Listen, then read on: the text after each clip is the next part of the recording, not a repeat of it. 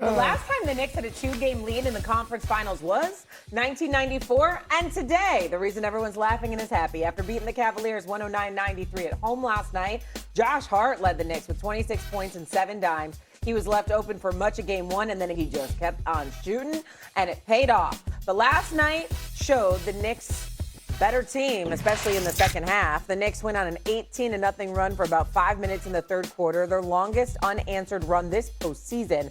The run was led by Jalen Brunson, who scored or assisted on 15 of the Knicks' 18 points during that run. And so now we ask, are we more impressed by what the Knicks have been able to do through 2 games, or are you disappointed in the Cavaliers, Stephen A. Smith? Believe it or not, for this particular morning, I'm going to tell you the disappointment with the Cavs. And the reason I say that is that their defense was horrific. I mean, I just can't put in the words. Jay, I said it last night. I appreciate you highlighting it this morning on the big board for Get Up. I just couldn't believe the amount of open shots that the New York Knicks had. The lack of rotations that they had exercised. I mean, listen, we have footage here. Look at some of these shots by Josh Hart. Where is the defender? I mean, OG Anunoby, nobody in front of him. Right there. Jalen Brunson kicks it out. Nobody in front of Mikal Bridges in the vicinity, okay? We don't even know if they were in the building. Look at this. Look at this. My God, that's just embarrassing. Look at that right there. I mean, it just makes no sense whatsoever. Look at oh Lord, and just standing around. Look at that one right there. This is what we're talking about. I mean, it was really, really hard to believe. You found yourself saying nobody within 10 feet, nobody within 13 feet, nobody within 14 feet of a defender.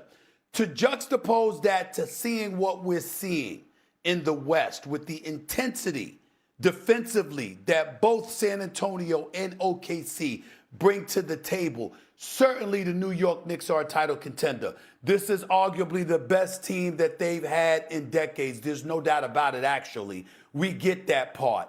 But the flip side to it is that when this series ends and they go to the finals, because Cleveland ain't coming back from no 0-2 deficit against the Knicks the way they did against Detroit, you know that you're going to be facing a different beast.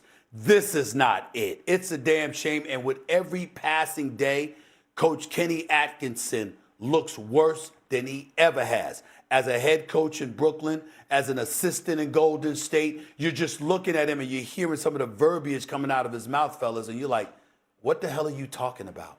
It was just that bad, y'all. It was just that bad.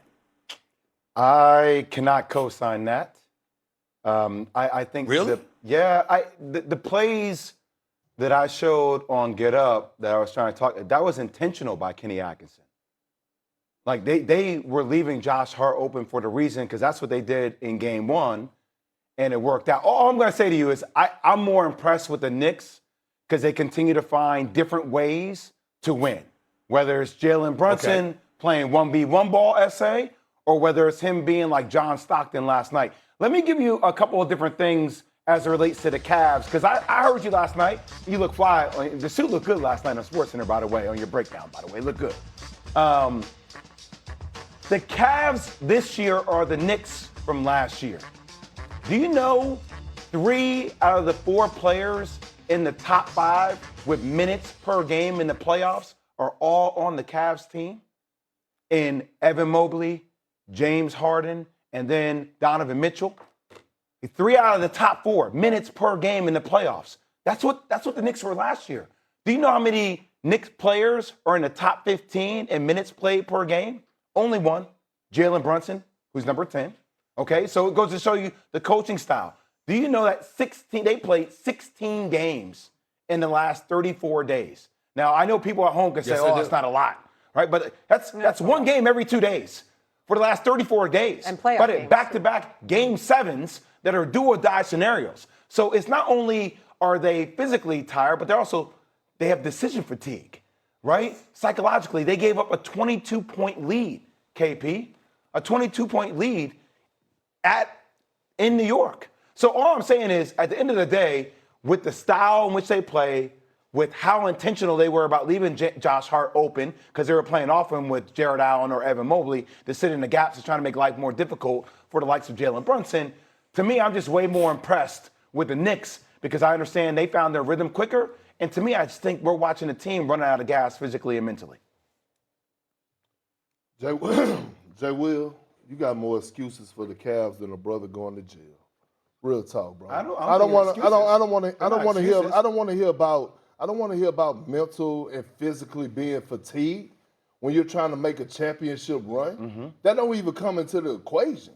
Now I'm starting to question their mental toughness.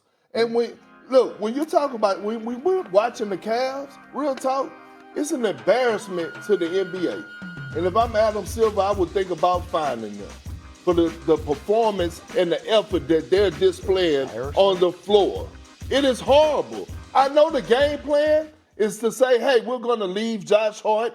We're going to double team Big Body Brunson. We're going to make others beat us. But it's a difference, Jay Will. Look up when I'm speaking to you. It's a difference of making someone miss with a contest or hoping that they miss. Mm-hmm. You have to contest shots.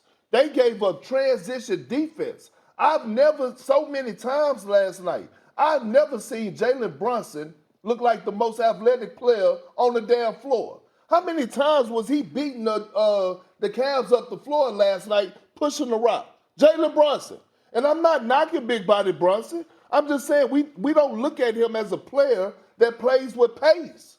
And when I think about the Cavs and I'm watching the Cavs, I look at a team that said, you know what? We've reached our goal. Our goal was to reach the conference finals. That's their goal. Because they're not a they're not a team that's trying to go get it and win a championship. If we got to come in on back-to-back games and highlight defensive effort,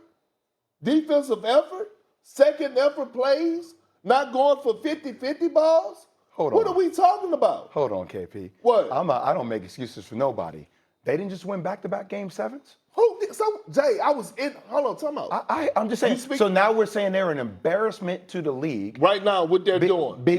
So styles don't make fights, KP? Well, right now, what they're doing. So when you go with Karl Anthony Towns at the 5, I'm not sitting up here saying the lack of hustle at times. You just did. You just did. Yes, you did. Because Stephen A. just highlighted in the film how wide open those shots were and how guys wasn't even. That's the game plan. Hold on. Well, hold on. Just one second. The game plan. Jay, only thing I want to say is this, and then I go back to Big Perk.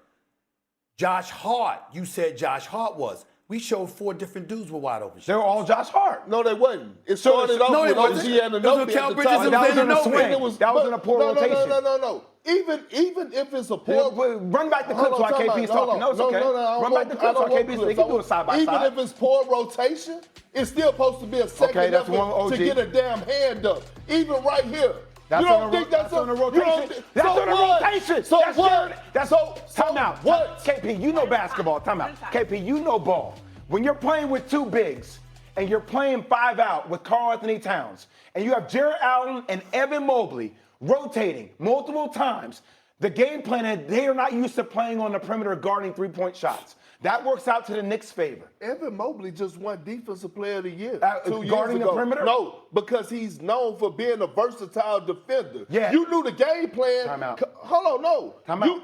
Guarding a versatile defender guarding pick and roll. Hold on, Stephen. Now I got you. Guarding pick and roll, not in rotations, Perk. What you mean? Perk, I love you. I was in rotations. Perk. I was in rotations. I guarantee you, if you go pull up film, I had to get my big ass from out the paint to make an effort at times to go contest a shot, Jay Will. KP. When you're trying to win. Were you playing with 2 bigs?